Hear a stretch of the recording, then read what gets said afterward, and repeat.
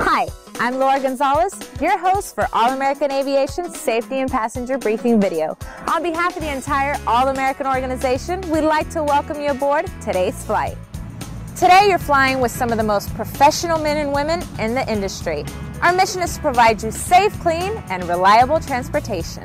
Although you may have flown with various companies in many different types of aircraft, all-American procedures may be different from those you are accustomed to. So please focus your attention on this important briefing while we discuss the safety aspects of this Eurocopter helicopter. Smoking is prohibited at any time aboard our aircraft, personnel transport vehicles, or in aircraft operations areas. Your seatbelt and shoulder harness should be fastened whenever you take your seat. To latch, slide the metal ends of the individual shoulder straps into the buckle. Tighten by pulling on the loose end of the lap belt. To remove the seatbelt, a quarter turn of the buckle will release all straps. Remember that your seatbelt should be worn low and tight across your lap at all times in the helicopter. There is a handheld fire extinguisher on board the aircraft. The extinguisher is located in a bracket on the floor to the right side of the pilot's seat. If necessary, or if directed by a crew member, release the extinguisher from the bracket by lifting it out of the bracket mounted to the floor. Remove the safety pin, aim the nozzle at the base of the fire, and squeeze the handle. Move the extinguisher in a sweeping motion to extinguish any flames. There are 4 exits on this aircraft, 1 sliding door,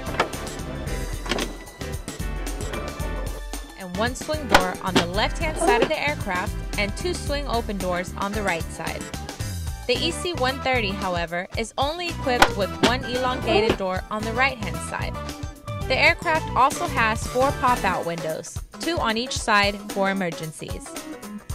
In the event of a land evacuation, and when instructed to do so by a crew member or if it becomes necessary, open the sliding door by rotating the handle in the direction of the red arrow, push the door outward, and slide the door towards the rear of the aircraft.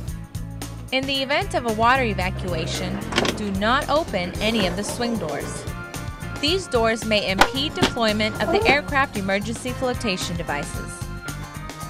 In the event of a water evacuation, when instructed to do so by a crew member or if it becomes necessary, the 4 pop-out windows can be opened by pushing on any corner of the window until it is released from the door frame. Exit the aircraft through the opening. On overwater flights, you will be provided a personal flotation device prior to boarding the helicopter, which is to be worn until you disembark at your destination. To don the jacket, hold it close so that the collar is up. Place your arms through the openings on either side so the single strap runs down your back and the vest resembles a horseshoe around your neck. Slide the small plastic tab into the large plastic receiver to latch the vest and adjust by pulling on the loose ends of the straps. Again, tighten by pulling on the loose end of the strap.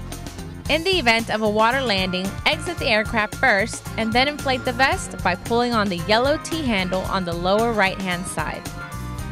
The vest can also be inflated by blowing into the red tube at shoulder level on the left side. Never inflate the PFD inside the aircraft. After departing the helicopter, remove the vest and clip it through the seatbelt. In the event of a water landing, a life raft is located inside the cabin. If instructed to do so by a crew member, or if deployment becomes necessary, release the raft from its stowage location. Using the red lanyard and metal clip, secure the raft to the aircraft and push it out the door. When the raft is clear of the interior, pull the metal ring to inflate the raft. Board the rafts as quickly as possible.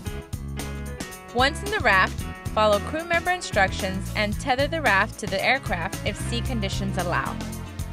If tethered to the aircraft and the aircraft begins to sink, a hook knife is located in the raft near tether line if needed to quickly detach from a sinking aircraft. Attempt to remain in the vicinity of the aircraft. You will be provided with a headset for hearing protection and intercom communications with the pilot. Through the intercom system, you may receive additional and important information in the event of an emergency. The intercom system may also be utilized to communicate other instructions or information for a safe flight. Remember, the pilot may need you to stop talking while he's talking on the radio, especially during an emergency. Additional safety information could be found on the safety briefing cards, which are located throughout the cabin. Complete passenger briefing following the outline of the passenger briefing card. Please take a moment to refamiliarize yourself with this information at any point throughout the flight. On the AS-350 and EC-130 helicopters, there are 3 baggage compartments. On the AS-350, passengers have access to the baggage compartments on the left side of the aircraft. On the EC-130, passengers have access to the 2 forward compartments located on the left and right sides. The baggage compartments will, if loaded correctly, hold numerous boxes, bags, and toolboxes. The forward baggage compartment is opened by pushing either the center button as shown on this aircraft. Other aircraft have snap latches on each end of the door, which must be released to open the door. After opening the door, there is an articulating door rod attached to the inside of the baggage door, which is used to hold the door in the open position. After opening the door, you must unclip the cargo net from the top of the compartment.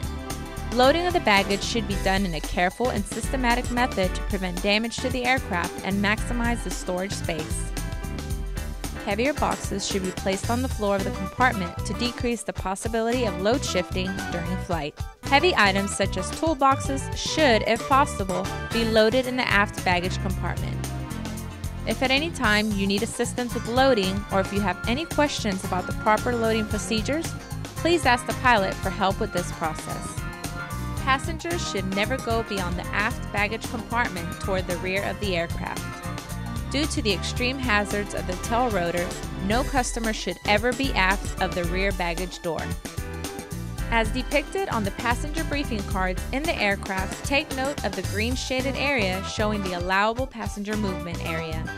For your own safety, never move toward the rear of the helicopter. If the rotors are in motion, you must always approach or depart the aircraft with the permission and in view of the pilot. When approaching the helicopter, never raise anything over your head. Lean forward slightly, especially those passengers that are tall. This gives a little extra clearance between the top of your head and the main rotor blades. If you are wearing a hat of any kind, remove the hat and hold it in your hand until you are safely aboard the helicopter. If you are carrying any item, ensure that nothing is raised above your eye level. Never chase any item that has been blown by the wind or rotor wash under the turning rotors. I'm Laura Gonzalez. Once again, thank you for your attention to this passenger briefing. We appreciate your business and look forward to seeing you again on a future All-American flight.